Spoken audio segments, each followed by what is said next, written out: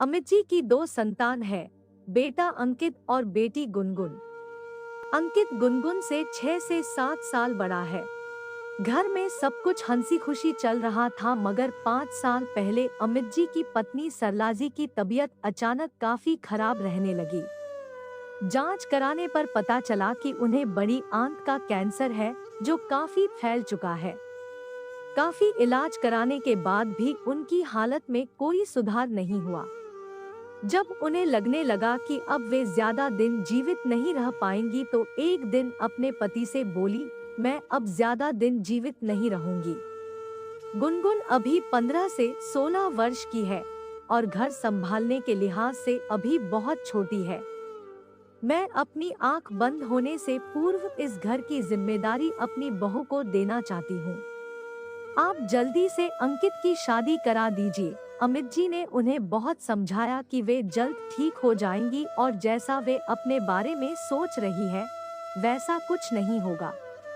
लेकिन शायद सरलाजी को यह आभास हो गया था कि अब उनकी जिंदगी की घड़ियां गिनती की रह गई है।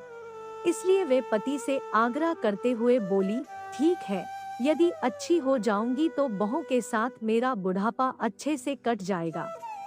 लेकिन अंकित के लिए बहू ढूंढने में कोई बुराई तो है नहीं। मुझे भी तसल्ली हो जाएगा कि मेरा घर अब सुरक्षित हाथों में है। अमित जी ने सुन रखा था कि व्यक्ति को अपने अंतिम समय का आभास हो ही जाता है। बीमार पत्नी की इच्छा का सम्मान करते हुए उन्होंने अंकित के लिए बहू ढूंढना शुरू कर दिया। एक दिन अंकित का मित्र आभीर अपनी बहन अनन्या के साथ उनके घर आया।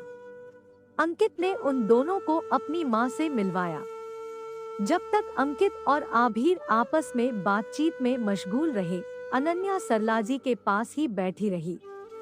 उसका उनके साथ बातचीत करने का अंदाज, उनके लिए उसकी आंखों में लगाव देखकर अमित जी ने फैसला कर लिया कि अब उन्हें अंकित के लिए लड़की ढूंढने की जरूरत नहीं है। उन्होंने सरलाजी से अपने मन की बात बताई, जिसे सुनकर सरलाजी के निस्तेज चेहरे पर एक चमक सी आ गई।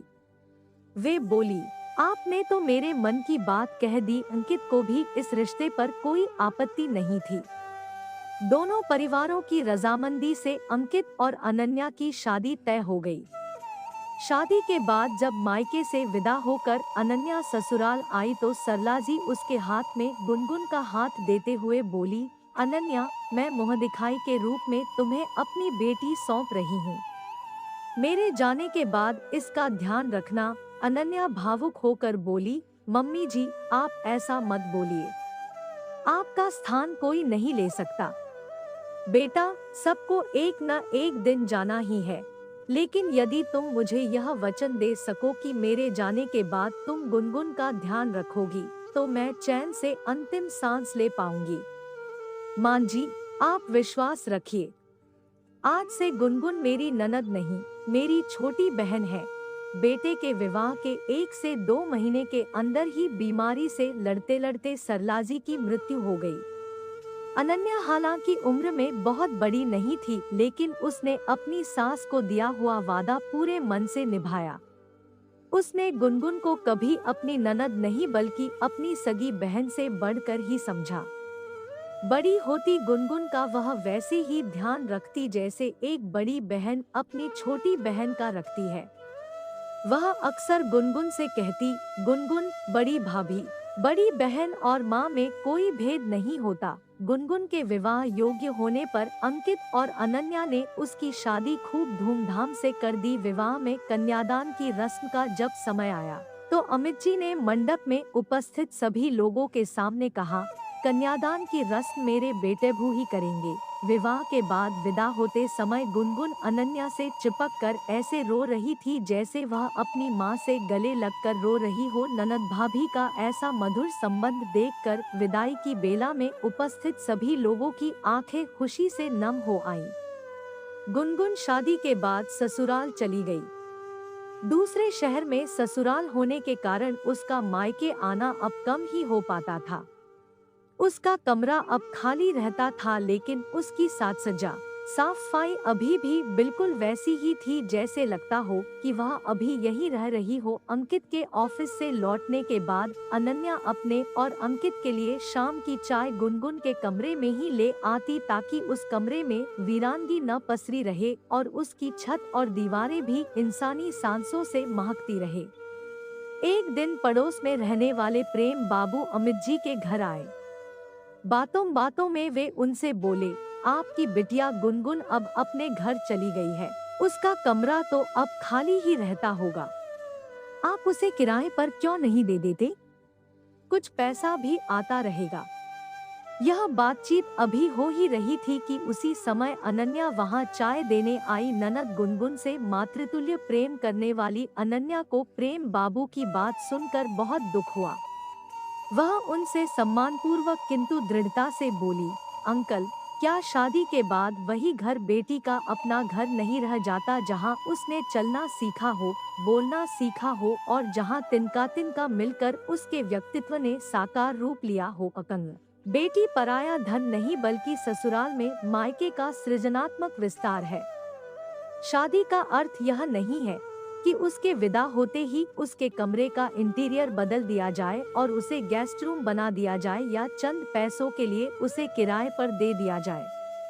बहू, तुम जो कह रही हो वह ठीक है, लेकिन व्यवहारिकता से मुंह मोड़ लेना कहाँ की समझदारी है?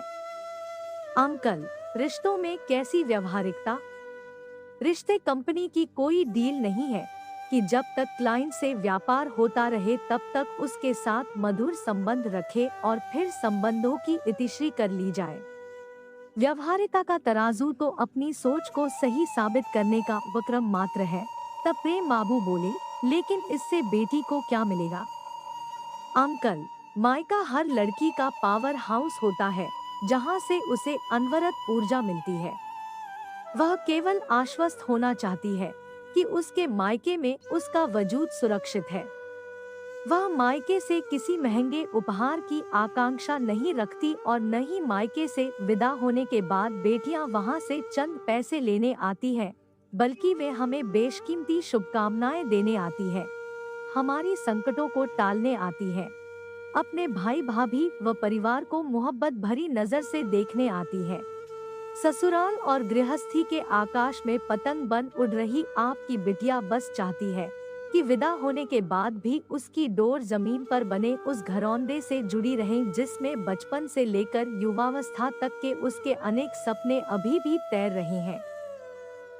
इसलिए हमने गुनगुन का कमरा जैसा था वैसा ही बनाए रखा है। यह घर कल भी उनका था और हमेशा रहेगा। प्रेम बाबू बोले, लेकिन कमरे से क्या फर्क पड़ता है? मायके आने पर उसकी इज्जत तो होती ही है। अनन्या बोली, अंकल, यही सोच का अंतर है। बात इज्जत की नहीं बल्कि प्यार और अपनेपन की है। लड़की के मायके से ससुराल के लिए विदा होते ही उसका अपने पहले घर पर से स्वाभाविक अधिकार खत्म सा हो जाता है। इसीलिए विवाह के पहले प्रतिदिन स्कूल कॉलेज से लौटकर अपना स्कूल बैग लेकर सीधे अपने कमरे में घुसने वाली वही लड़की जब विवाह के बाद ससुराल से मायके आती है तो अपने उसी कमरे में अपना सूटकेस ले जाने में भी हिचकिचाती है, क्योंकि दीवारें और छत तो वही रहती है, मगर वहाँ का मंजर अब बदल चुका होता है। लेकिन उसी घर का बेटा यदि दूसरे शहर में अपने बीबी बच्चों के साथ रह रहा हो तो भी यह मानते हुए कि यह उसका अपना घर है, उसका कमरा किसी और को नहीं दिया जाता। आखिर यह भेदभाव बेटी के साथ ही क्यों, जो कुछ दिन पहले तक घर की रौनक होती है, यदि संभव हो तो बिटिया के लिए भी उस घर में वह कोना अवश्य सुरक्षित रखा जाना चाहिए जहां नन्ही परी के रूप में खिलखिलाने से लेकर एक नई दुनिया बसाने वाली एक नारी बनने तक उसने अपनी कहानी अपने माँ पिता भाई बहन के साथ मिलकर लिखा हो। हर लड़की की पीड़ा को स्वर देती हुई अनन्या की दर्द में डूबी बात को सुनकर राम बाबू को एक बारगीकरण सा लगा। उन्हें पिछले दिनों अपने घर में घटित घटनाक्रम की याद आ गई जब उनकी बेटी अमोली अपने मायके आई थी। वे बोले, बहू, तुमने मेरी आंखें खोल दी। परसों मेरी बिटिया अमोली ससुराल से मायके आई थी। यहाँ आने के बाद उसका सामान उसके अपने ही घर के ड्राइंग रूम में काफी देर ऐसे पड़ा रहा जैसे वह अमोली का नहीं बल्कि किसी अतिथि का सामान हो। बेटा अपना, बेटी पराई जैसी बात को बचपन से अब तक सुनते आए हमारी मनोभूमि वैसी ही बन जाती है और इसी भाव ने अमोली को कब चुपके से घर की सदस्य से अपने ही घर में अतिथि बना दिया, उस मासूम को पता ही नहीं चला। पता नहीं क्यों मैंने उसका कमरा किसी और को क्यों दे दिया। यदि गुनगुन की तरह अमोली का कमरा भी उसके नाम सुरक्षित रहता तो वह भी पहले की भांति सीधे अपने कमरे में जाती। जैसे कॉलेज ट्रिप से आने के बाद वह सीधे अपने कमरे में अपनी दुनिया में चली जाती थी। यह बोलते हुए उनकी आंखें भर आईं और गला अवरुद्ध हो गया। वे रुमाल से अपना चश्मा साफ करने लगे। अनन्या तुरंत उनके लिए पानी का गिलास ले आई। पानी पीकर गला साफ करते हुए राम बाबू बोले, बहू, उम्र में इतनी छोटी होने पर भी तुमने मुझे जिंदगी का एक गहरा पाठ पढ़ा दिया। मैं तुम्हारा शुक्रिया कैसे अदा करूं? अनन्या बोली, अंकल, यदि आप मुझे शुभकामनाएं स्वरूप कुछ देना चाहते हैं तो आप घर जाकर अमोली से कहिए कि तुम अपने कमरे को वैसे ही सजाओ जैसे तुम पहले किया करती थी। मैं आज बचपन वाली अमोली से फिर से मिलना चाहता हूँ। यही मेरे लिए आपका उपहार होगा। प्रेम बाबू बोले, बेटा, जिस घर में तुम्हारे जैसी बहू हो वहाँ बेटी या ननद को ही नहीं बल्कि हर किसी को रहना पसंद होगा। और आज से अमोली का पावर हाउस भी काम करने लगा है, वह उसे निरंतर ऊर्जा देता रहेगा। प्रेम बाबू की बात को सुनकर अमित जी और अनन्या मुस्कुरा पड़े। खुशियों के इंद्रधनुष की रुपहली आभा अमित जी के घर से प्रेम बाबू के घर तक फैल चुकी थी। आपका समय निकलकर हमारे साथ था, इसके लिए आपका धन्यवाद। अगली बार फिर से मिलते हैं नए और रोचक वीडियो के साथ। चैनल को सब्सक्राइब करना न भूलें। धन्यवाद और शुभकामनाएं।